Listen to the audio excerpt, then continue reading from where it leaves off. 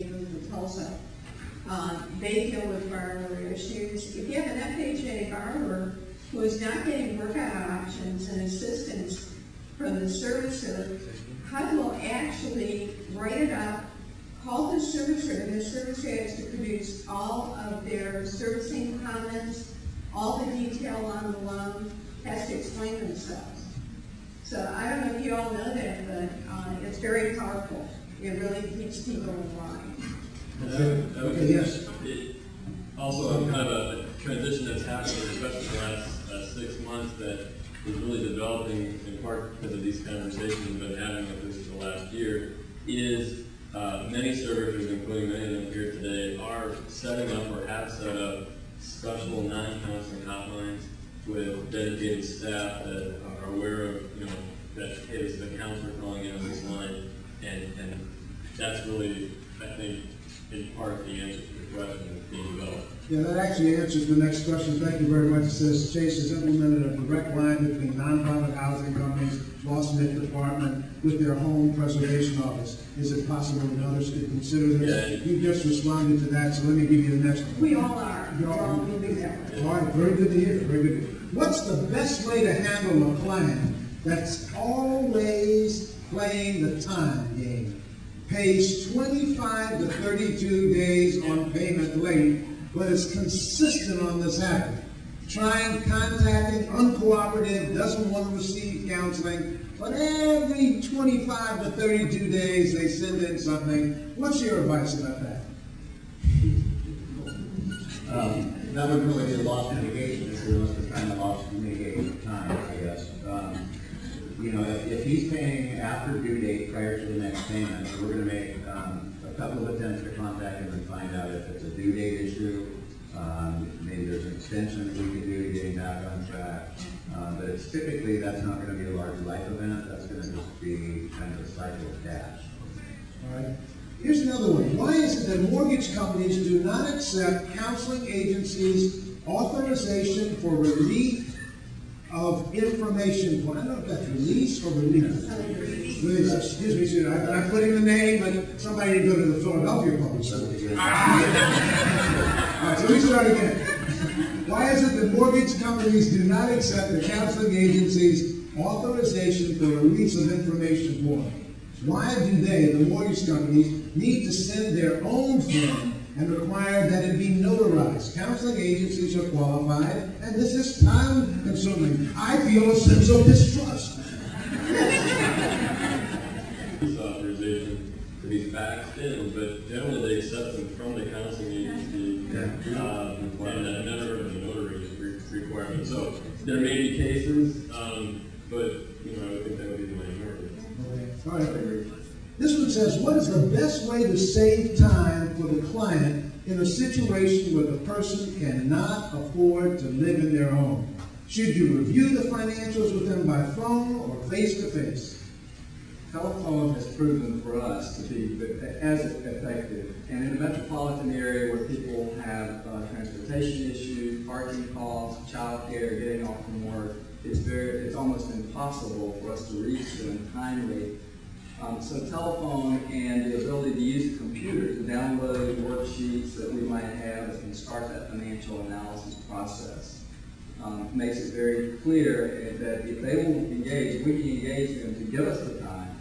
We can run that financial assessment and help them determine what's at risk if they have made the decision that they're going to let the home go, and how that process should. And if in fact someone needs to sell, or wants to sell, Generally accepted option. I think the odds are great that it will. Yeah. I think a lot of the interest-only loans that are out there now, people are going to start looking at if they're in a 3-year IO or 5-year IO, and they take that major adjustment, looking at just taking that interest-only period out for another 5 years or 3 years. But I think modifications are going to be away from that. I recently saw a case where that happened, where we're bringing about 15% something down to 9%. Okay, this is another question, I think, for you. Have you ever considered placing the name of a counseling agency or several in addition to your name on the door hangers? I have not.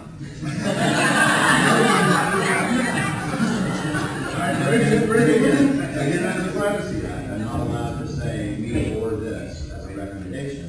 I could and will take that to the office and consider some type of statement that says counseling services are available, and here's the 3 that are in your metropolitan area. The bottom line is, anything that we do that the general public or a neighbor can see, we can't put anything out there that would suggest that a borrower is going to affect. We have to be very careful about privacy. All right, this is a question you may not be able to answer, but I just want to share the question. I'm not expecting you to answer. Could we overcome the privacy issue at the loan origination? So delinquent borrowers agrees at loan closing that they will be referred to a counselor if they're delinquent. I think you can do that. Some of the special programs that require pre-purchase counseling do have those kinds of releases in the file. Here's the rub. Is that entered on the servicing system? Is there any kind of interface between that piece of paper that gets imaged and sent into the Tundra? Is there any kind of acknowledgement that the servicer can see so that they can do that?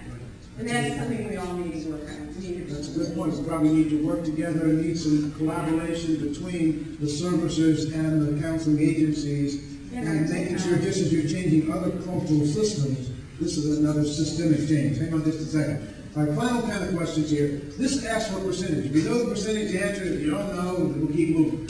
What percentage of your workouts are, and I'm going to give you the list, loan modifications, pre-FC sales, somebody out there was thank you very much. Refis, I assume that's refinancing, forbearance, or repayment plans. Does anybody know that? If not, we'll put it up. It goes like this. I think you agree with me. Vast proportion of repayment plans. Those are easy. We do them in foreclosure too. Stipulated repayment plans. So biggest number of repayment, probably followed by forbearances. Formal forbearance, where they don't have to make a payment, or they make a lesser payment for a period of time, where they kind of drop a bit on their feet. Probably then comes mod, and if the economy gets really bad, that short sale is going to move up. But right now, homeownership retention, the vast majority of your repayment plans, those are not forbearance. We can do those all day long. Just to add just another real quick commentary on that. That's excellent. The majority of the loans that have been going into foreclosure because of appreciating properties and lower interest rates, they have an umbrella that they've been able to grab hold of and jump out of. And a lot of borrowers have been using the properties as ATM machines over the last 5 years. Now they're finding themselves at a point that they've got a larger mortgage that they can't debit, or they can't service that debt load. They're not going to be able to sell without going short, and they're not going to be able to refinance. But historically, it's been, for me anyway, it's been fully reinstated or paid off. And if fully reinstated piece, which is what we're all talking about here, becomes a higher risk, then getting a full payoff or then refinancing out, those odds are diminishing month after month as we go forward. Something to think about, and then I've got a closing question for each of you. Real quick, we get this a pithy answer I'm going to be asking, but this is a think about it. Have the servicers individually or collectively tried to develop a how-to tip sheet or phone directory to give to nonprofit counseling community, perhaps through Neighborworks America, for how counselors can reach into their servicing community on behalf of the clients? I think we partially answered that. We answered that question earlier. That everyone is creating a dedicated line or email and so forth, and how to get that out there would be the next step. Well, don't forget the Neighborworks America website, because that would be a good way. Everybody turns to that, since it's such a fabulous organization. I think now, final question to you. There's one key thing, Jeff and Deborah, that you would want counseling agencies to take back to those they work with. If there's one thing you want them to take back, what would it be? For me, it would be that the paradigm has shifted. Servicers understand now the value of counseling agencies. Maybe not all of us, but we're getting there. We understand the value of counseling. We understand that you can reach our consumers who will not talk to us. We understand that it should not be an adversarial relationship. It should be more of a partnership. And that is, one message I would leave with you. It's not there yet, but it should. Okay, Nick? Yep.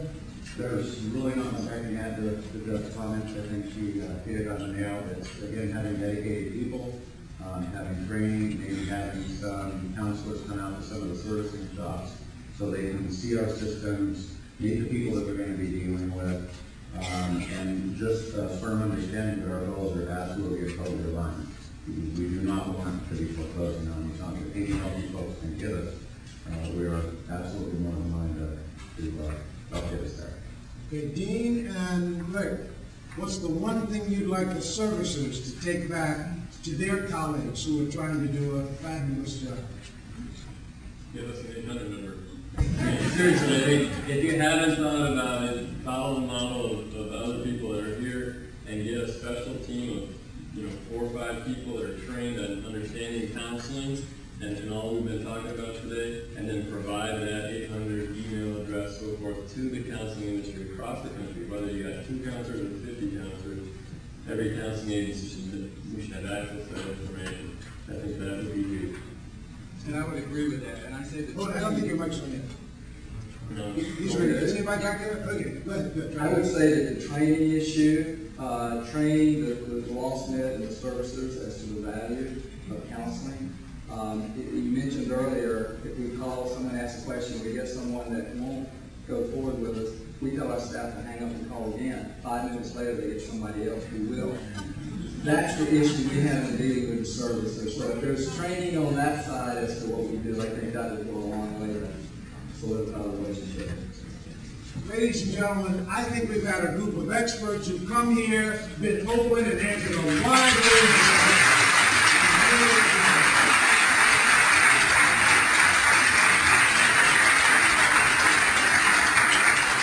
Now it's time to send you off to lunch, but don't race you to get the first seat, which is going to hand you one more note. Oh, yeah.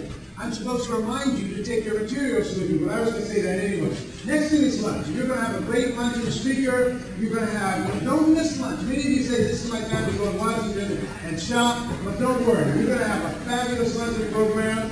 You're going to have one of the leaders of, one of the leaders of E-Trade. You're going to have a vice president of Freddie Mac. You're going to have a special activity from the Ad Council, and wait till you see our luncheon MC. He's been preparing all morning for this moment. I want you to take a moment and I want you to look at your luncheon ticket. Your luncheon ticket should be somewhere here. Take a moment and look at your luncheon ticket. Unfortunately, we're dealing with foreclosure here. The hotel has foreclosed on the Constitution Ballroom. So we will not be going there, but the ballroom that is still in operation is Independence A, which is 1 floor down. So luncheon will be at Independence A, 1 floor down. And I want you to remember to take your materials, because after the lunch, you get a chance to go to some of the breakout sections. Now take a moment, take a quick peek up here at the breakouts. I'm just going to go very, very quickly. All right? The breakout sessions. The first breakout.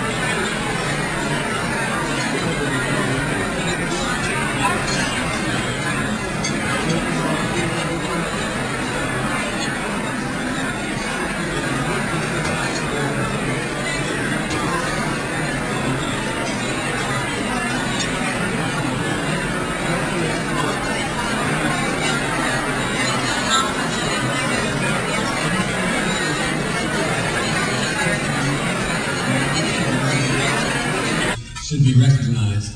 And they are Jana Bauer, the director of the Neighborworks Center for Homeownership Education and Counseling, and her team. Jana, can you please stand up?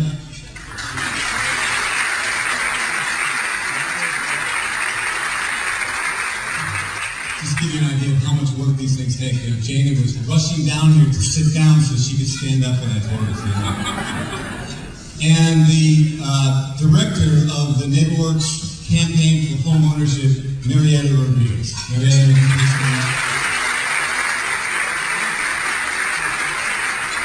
and their teams who've done a tremendous amount of work putting this all together.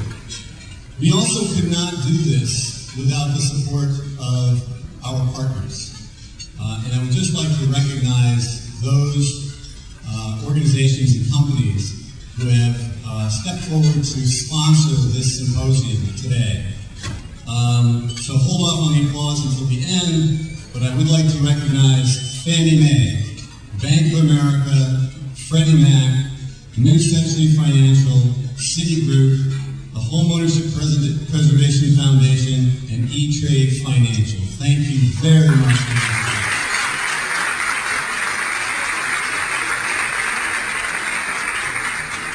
And I would like to ask a representative from E-Trade Financial to come on up and say a few words. We have developed a new partnership with E-Trade on their sponsorship of the Neighborworks Center for Homeownership Education and Counseling, of the Neighborworks Homeownership Centers, and of this symposium. And so I present to you Arlen Gelber, the Chief Administrative Officer for E-Trade Financial and President of E-Trade Bank. Arlen?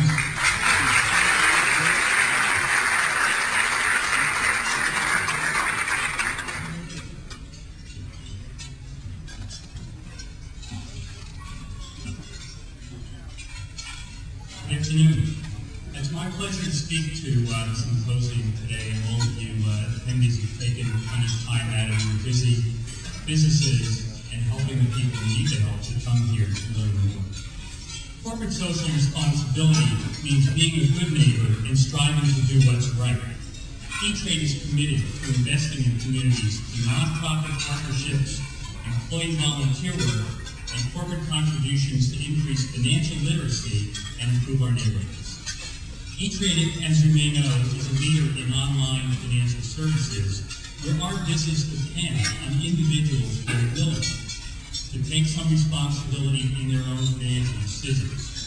We're committed to providing tools to our customers as well as partnering to educate consumers in the general marketplace who want to take responsibility to make their own financial decisions by getting a greater level of understanding about the options which are available to them.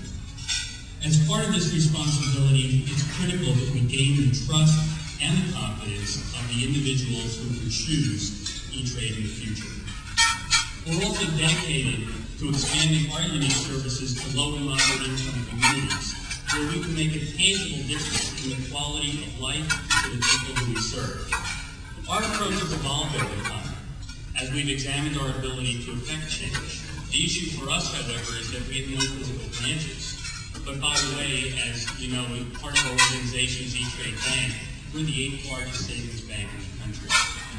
To be most effective, given our business model, we must choose the right partner.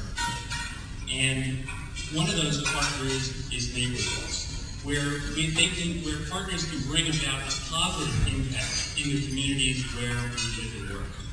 E-Trade Financial has partnered with Neighborworks in numerous initiatives since 2003.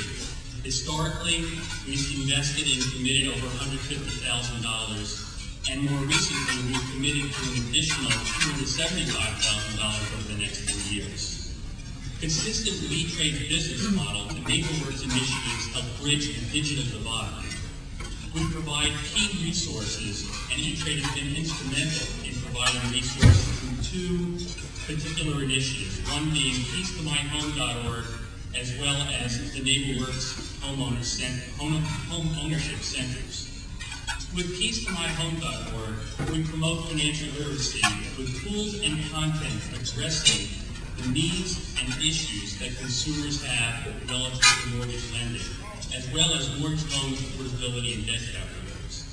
In the electronic kiosks, we have placed computer labs in various Neighborworks centers to help facilitate the ability for individuals who want to determine whether or not they can and should own a home, and also addressing the challenges facing the underserved minorities and low and moderate income families, including things such as cultural barriers, language barriers, and individual credit history. We're pleased to announce that as part of KeysToMyHome.org, we'll be launching a Spanish language version of that to reach a different level of the community who have not been addressed adequately before. Neighborworks provides tools to empower individuals to pursue the American dream of home ownership. But equally as important, it's important to provide resources to those who have achieved the American dream to actually keep the dream alive, to prevent the dream from becoming a nightmare. So it's critical to deliver the tools to help homeowners keep to a budget and avoid foreclosure. These are fundamental drivers that we see with the KeysToMyHome.org website. To fulfill our community drivers, we must choose the right partner, an institution driving change in the community. Neighborworks for us is driving change in our communities every day. They've been a great partner for East Bay Financial, and I want to thank them. Thank you very much.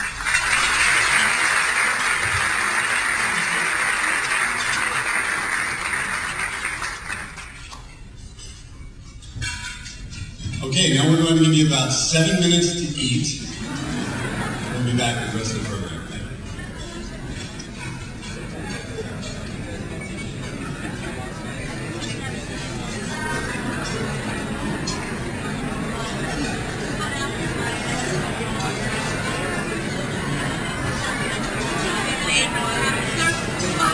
Solution that we're beginning to engage in, and that is a national ad campaign with the National Ad Council. And so here to tell us a little bit about the Ad Council and what we're going to be doing is Kathy Crosby, Senior Vice President and Group Campaign Director for the Advertising Council, who oversees something like 28 national ad PSA campaigns, public service announcement campaigns, including a couple you may be familiar with, like Smokey Bear and Friends Don't Let Friends Drive Trump. So it's a great pleasure to present to you Kathy Crosby.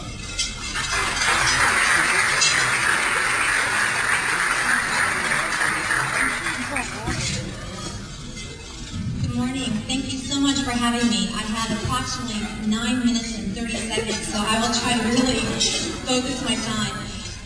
First of all, I want to say that we are thrilled to be partnering with Neighborworks on this issue. One of our campaign sponsors, the Citigroup, on a different campaign, came to us about 7 months ago and said, you know, we are working with you on the ability to help people to understand the simple actions they can take to improve their credit score.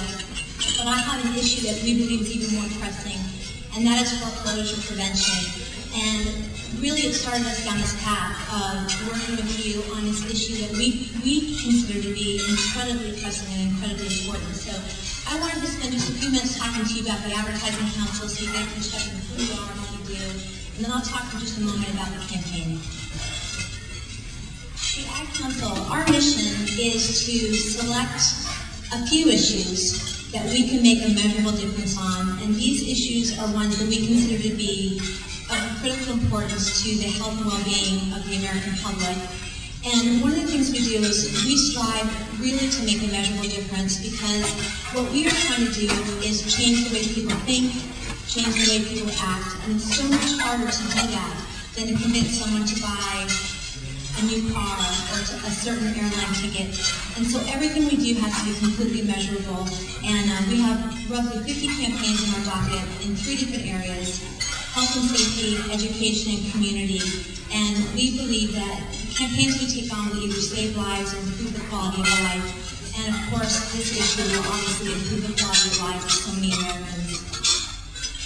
Just to note about our history, we were founded over 60 years ago during World War II. The president at the time mobilized the advertising industry to really do the first public service efforts that were aimed at helping with the war effort. So you might remember things like Rosie the Riveter, for the first time ever we encouraged women into the workforce because the men were all overseas. We split pink ship, war bonds. We got our start 60 years ago, and at the time, we recognized that there was a role for social marketing and social advertising, and that you really could change the way that people approach things, and we stuck around. Some famous campaigns you might be familiar with, We Flips and Shifts, Only You Can Prevent Forest Fires, A Mindful Terrible Thing to Waste, Together We Can Divide Out of Crime, and Friends Don't Friends Drive Drunk. The note about these campaigns is they've all been significant. They're things that we grew up with. They're things that have really changed the social norm. And if someone were to ask me, what is it that you do? We create communications that inspire change, and we change the social norm. Just some issues for decades, things that we have felt have been very pressing and very important. Forest fire, polio, volunteerism, Peace Corps, the American Red Cross, disaster relief, education, recycling, AIDS awareness, pollution, discrimination, crime, obesity prevention. I mean, all of these are critical issues to the American public, and there's something that we truly believe advertising can make a difference on. What we do is, everything we do is run in donated time and space. So at the good graciousness of the media company, so every television spot you see, every radio ad you hear, every print ad that's run is given to us for free. And so we work extremely hard for the benefit of our sponsors to get the PSAs played, because you could have the best message in the world, the most relevant message in the world, but if it can't be heard, you don't have a chance of making a difference. So because of that, we distribute our PSAs to over 28,000 media outlets. And we have a constant communication with the entire media industry to get the spots on air. How do we do? Last year we secured over $1.8 billion in donated media. That's B, billion with a B. And what that means is that the average campaign earns almost $30 million in donated media, which for those of you that run paid advertising campaigns, you understand that that's a pretty significant budget in today's time frame. One of the ways that we measure success is donated media, obviously, but also press coverage. But more importantly, we track behavioral changes and attitudinal changes over time. So we have very comprehensive studies that are nationally representative to understand what do people think about the issue and how they change over time. And that's one of the things that we're measuring for this campaign. And we'll be working with our sponsor organization to track, call volume, who's calling for counseling, who's going to the website, and any other issue-related data, because obviously the goal is to help people to not lose their homes. And so we're going to be tracking and measuring that over time to understand our effectiveness. And how do we know we get results? Because we measure them. And these are just a couple of examples. I won't read to you everything on the screen, but essentially for these campaigns that we work with year over year, we have made significant behavioral changes. Seatbelts and usage has gone from 20% to over 80%, and of course that's not all a result of public service advertising. But what happens is once you raise the consciousness and awareness of something, you create people that care about it, who become advocates, and advocates change laws and change policy. So everything we do works together in tandem with what your groups are going to be doing on the ground to really make a difference on this issue. I'm going to show you 5 spots, and I'll talk to you at the end of the spots so that you understand why I chose these ones.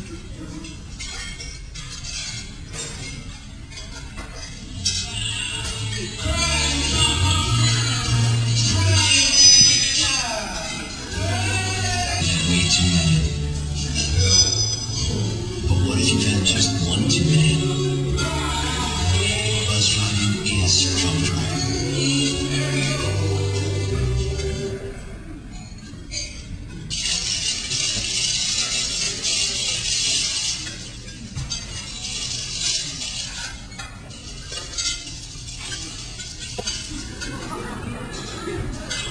I remember how much you said you liked mommy.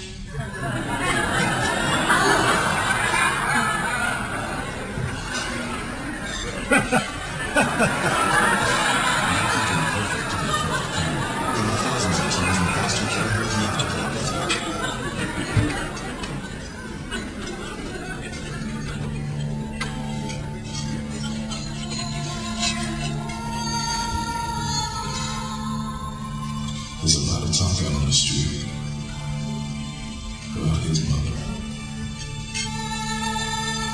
His mother. Your mother. Their mother.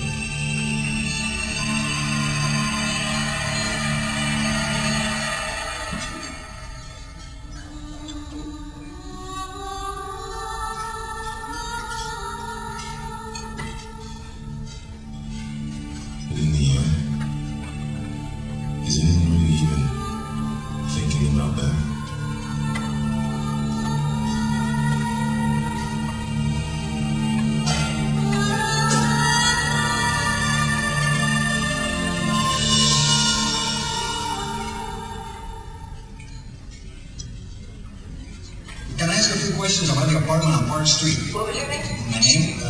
My name is Juan Hernandez.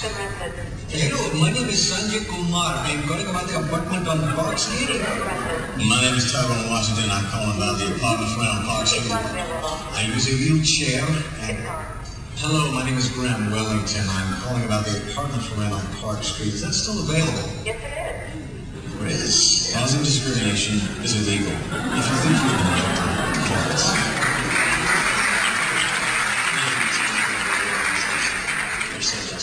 Attention from older guys is flattering. They get me more than guys my age. Age lets me play the supportive older guy in that space. Interested in the same things. You get to know someone when you're Chatting seems unthreatening to them. Once I talk about how perfect we are for each Other other, people don't understand. If you trust someone, what's wrong with me? meeting them is the goal. That's when things get really interesting. Online predators know what they're doing. Do you?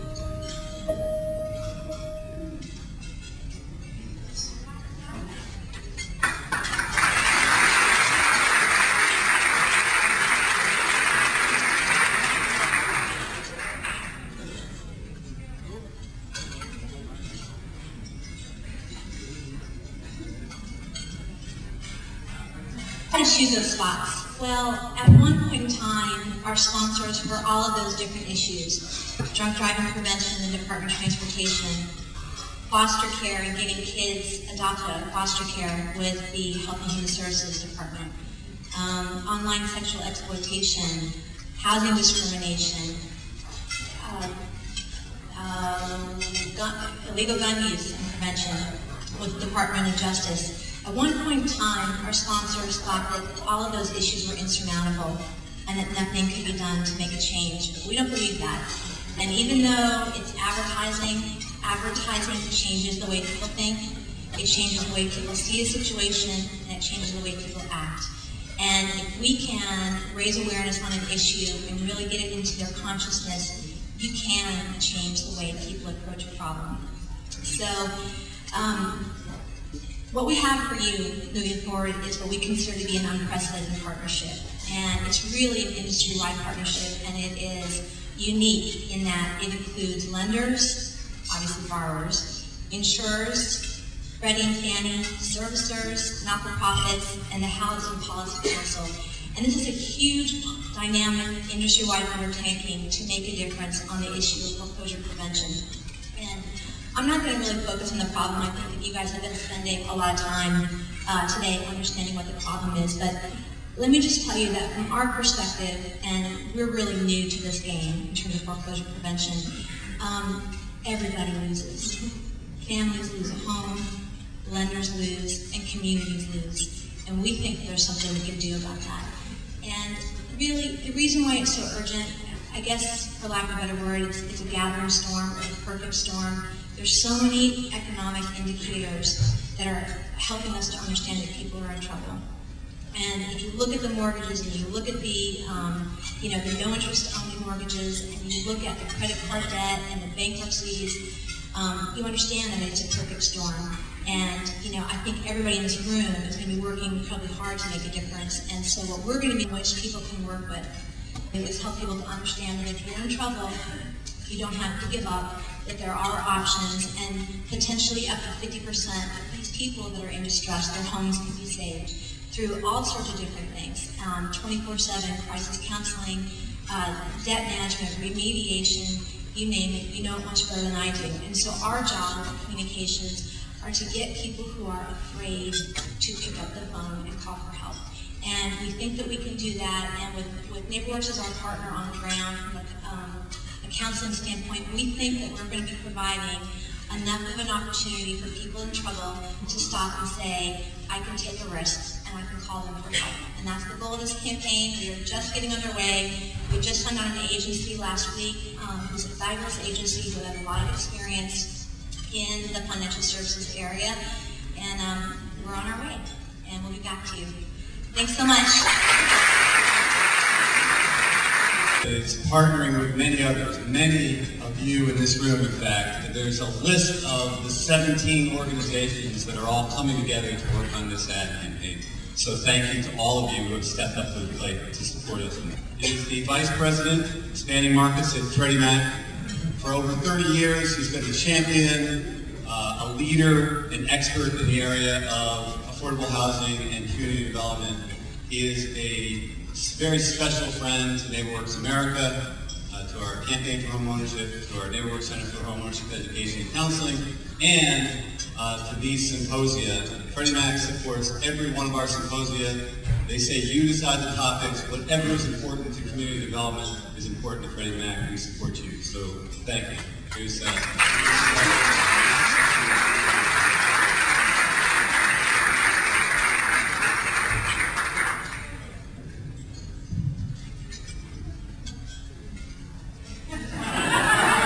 teasing. He wasn't even watching anyway.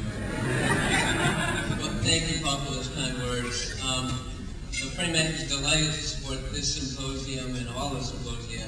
They've all been successful. I don't think any of them have been more important than this one. And thank you to our co-sponsors here, and to E-Trade, and particularly the Ad Council for that wonderful sort of preview there. Paul mentioned the term expert in introducing me, which is a little daunting.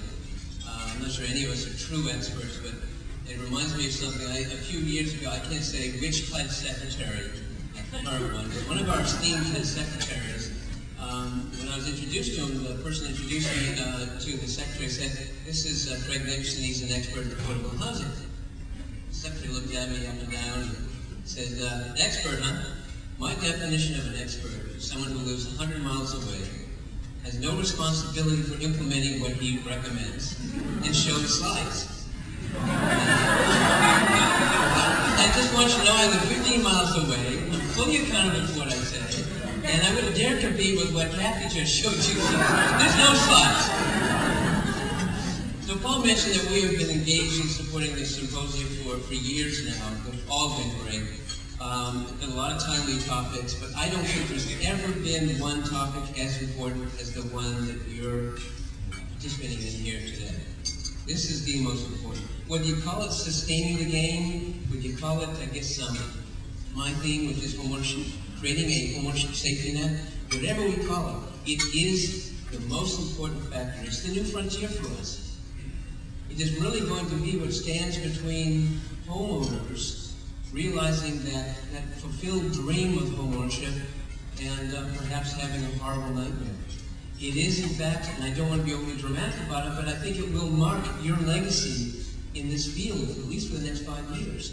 What we've done will be measured in part by not just how many people get in the front door, but how many actually get to stay. So I want to compliment you on being here. And I want to challenge you. I want to challenge you to act. To leave today reinvigorated, to focus on this aspect of our business, to build coalitions with servicers, to fight the good fight. So, Ken and I were just talking, Ken Wade and I, about the importance of this effort, and he said, this is all about how much our industry changes. I couldn't agree more. I was at a birthday party over the weekend, a 60th birthday party. I'm having a lot of 60th birthday parties around these days. I'm not sure why. I must have a lot of older friends. Don't laugh, Jack. She knows my age. But I get this question. After people have a couple of drinks and start asking this question, they don't feel comfortable asking when they're more disciplined. So why are you in this affordable housing field anyway? I don't know how to read that. Actually, I think I did know how to read that. And I couldn't give them the answer that you gave that I wanted to give, which is, I can't think of a more rewarding experience in life. I can't think of a job that's more fascinating where you can give back to the community. That sounded too self-serving. So I said, it's because it's ever-changing. Because we have new challenges every day. And that's really why we're here today. This is our new challenge. Preparing for this a couple of days ago, I pulled out my Neighborworks speeches from 6 years ago and 3 years ago. And 6 years ago, what were the themes? Credit. We need to figure out credit for the home buyer. We need to figure out down payment assistance. We needed to fight anti-predatory lending. We needed to build capacity of the counseling community. Those were the 4 themes. 3 years ago, it was we needed to be stronger at financial literacy. We needed to be aware of this wave, this new phenomenon, the new households, the multicultural first-time home buyer phenomenon, which is really upon us. And we needed to harness technology to meet the needs of our buyers, and we needed to build housing capacity. Today, the theme is creating that safety net, helping people stay in that home, and making sure that we help you build capacity to do that job. I'm not suggesting here the counseling industry continually needs the same message. We've built tremendous capacity and consistency and credibility in your field. But we still have some work to do on that last C, the comprehensiveness aspect. And that's what this session is all about today. So, I'm going to talk before I get flashed the 10-minute warning here. I'm going to talk about 3 things very quickly. Why this is important, what the safety net's all about that I'm referring to, and what Freddie Mac, a few examples of what we're doing to be an active participant. First, on why it's a problem, why it's of growing importance. This is somewhat stating the obvious, but let's put the pieces together. You know, I know, cost of housing is going up faster than incomes. In some markets more than others, but across the country, it is a daunting challenge, right? In California, only 17% of households can afford a medium-priced home in that state. 17%. So, what's going to happen? There's going to be an increased demand for non-traditional mortgage products. Some would call them exotic products, interest-only, option arms, lots of these vehicles that are a little bit aggressive. Not so aggressive for someone who makes upper income or middle income, but more daunting for those that are of modest means. And yet, it looks like a bargain. I can get in with the low payment I can afford, even though it may mean a much higher payment down the road. We're great in this country at putting off the reality of what's going to come later to deal with our needs today. If you think this is a problem that is ahead of us and not here today, let me just give you one more number. In 2006, $500 billion worth of loans will be reset. In other words, the date is here, and we have, those home buyers have to reset the rate or just go with the high rate and see if we support it. The issue is here today. But there's another reason, product flexibility. All of us, all these lenders, names behind me, E-Trade, Freddie Mac, Fannie Mae, we're all working to increase flexibility in the marketplace, within the prime marketplace, and that's also happening in the subprime. Lower down payments, we now have no down payment programs, higher back-end ratios, all designed to help people, but it could increase risk. And it's definitely increasing the risk in the subprime, non-prime world. I'm not making a statement here about what's right or wrong, but inevitably, in the subprime and FHA world, the delinquency rates are about 8 times what it is today in the prime market. That's going to have an impact. We need to protect with the safety net. Third, there's a fragile sort of connection between homeowners and neighborhood vitality, neighborhood stability. And, you know, when we talk about, you know, Freddie Mac making a delinquency rate, a default rate below 1%, it's not really about that. It's what is happening in an inner city neighborhood. And if the delinquency and default rate in that neighborhood is 10%, then we're undermining the fabric of that community. So delinquencies, defaults can have a very serious catalytic effect in a negative way upon communities. And then lastly, we spend a lot of time talking about multicultural issues, right? How do we incent the African American, the Latino, the Asian American to seize this dream as well, to take those first steps to homeownership? But in our studies, in our focus groups, what we've learned is one of the most significant deterrents to even taking that first step isn't the fear of not getting a mortgage. It's the fear that I may not succeed after I am in my home, particularly strong in the African American community. I'm afraid something will happen that will prevent me from being successful. So we need to do something about that. In fact, interesting statistic in that area, you know, there's a misunderstanding that maybe people are overextended, and that's why most people who fall into default lose their home or are seriously delinquent. Not the case. 41% of delinquencies in our shop, in Freddie Mac, we look at, 41% are due to employment, loss of employment, temporary or permanent. 23% are due to illness or death. Less than 10% are due to financial mismanagement. So it's not about just financial management, it's helping them make sure they're making sound decisions.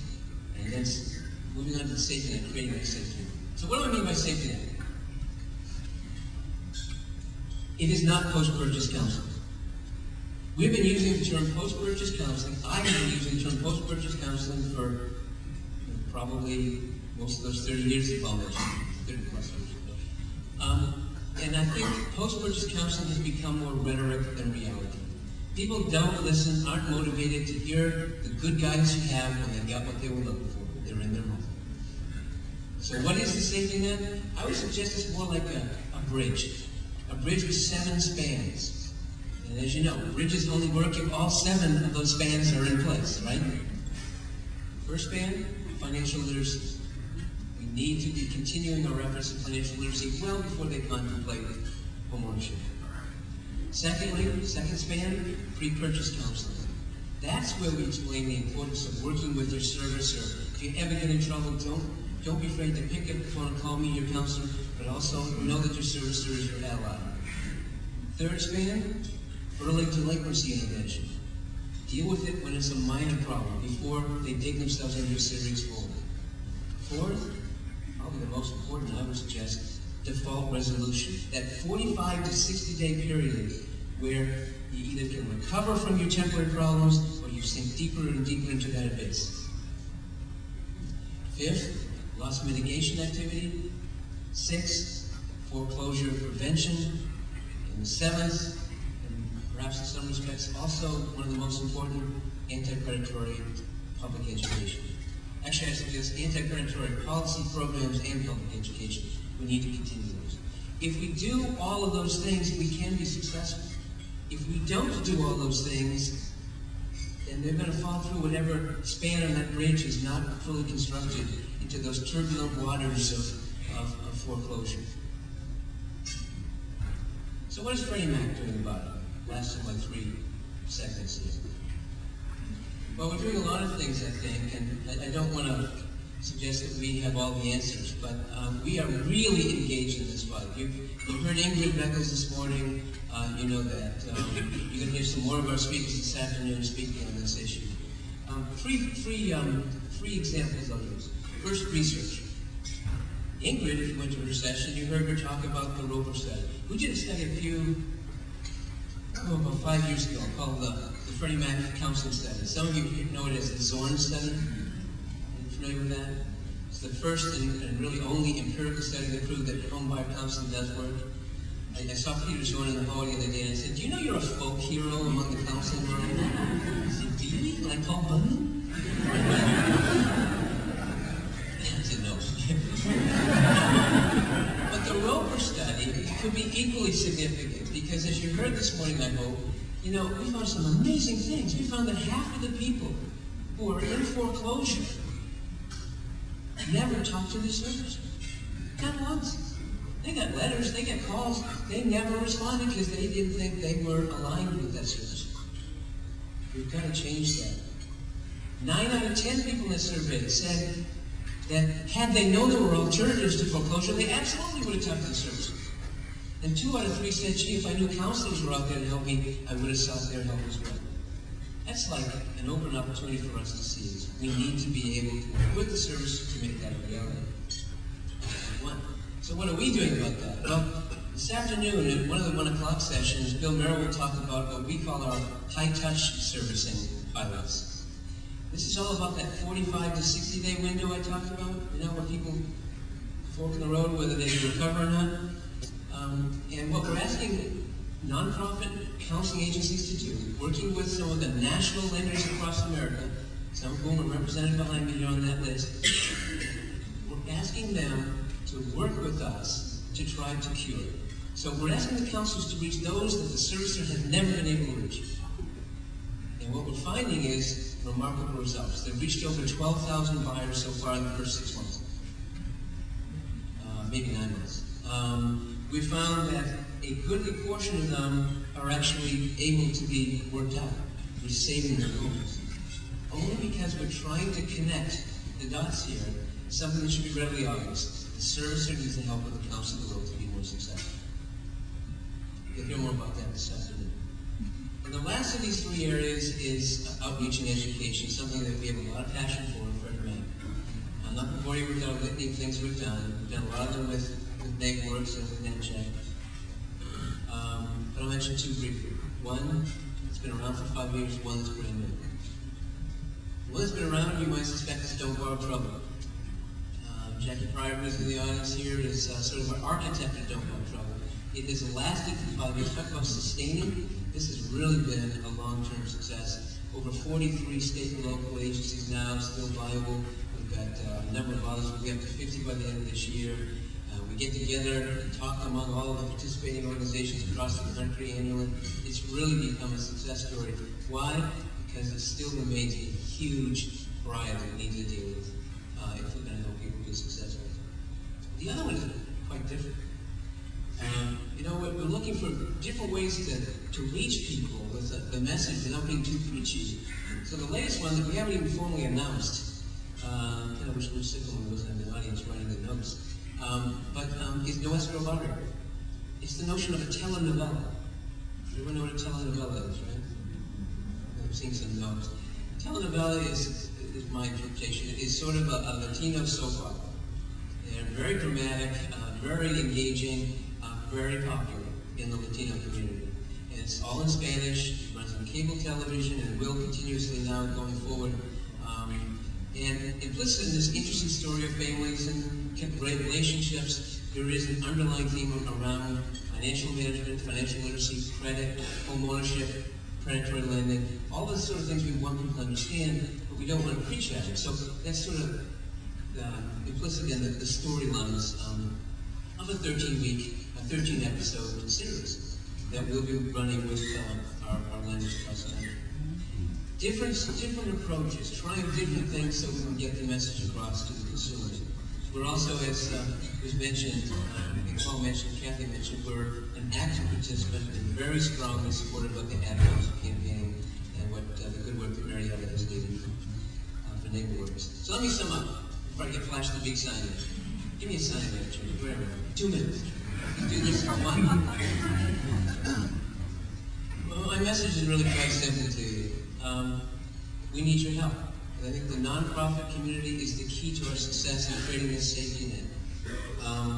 You know, whether it's early prep work, whether it's engaging your servicers, whether it's pre-purchase, whether it's staying the course on anti-predatory lending, we need you to stay engaged. We need your sophisticated help to make this work. We need you to help us build that bridge, those 7 spans on the bridge, to lower delinquencies and help consumers. I was at a session yesterday afternoon, and someone used a quote, and I wrote it down quickly because I thought, gee, this really fits for this session here today. And the quote is, "The trouble with the future is that it often happens before we're ready for it." You know, that's what we're talking about here. We've got to be ready because guess what? The future is here. We need to put the safety net together. You can count on Freddie Mac to work with you there. Thank you so much.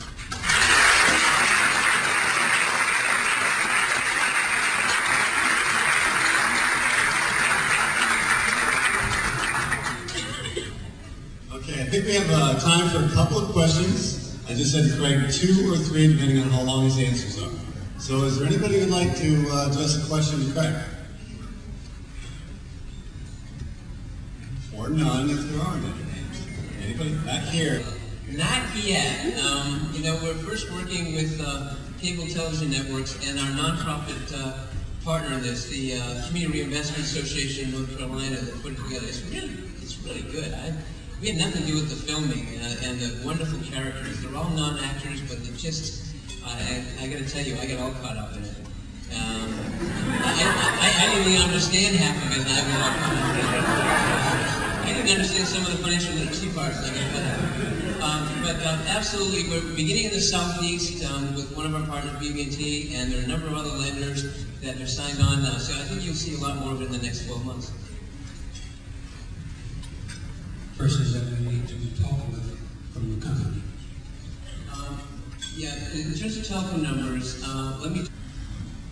Rob and Jack, this is Teresa, Gloria, Angela, Tasha, Annie.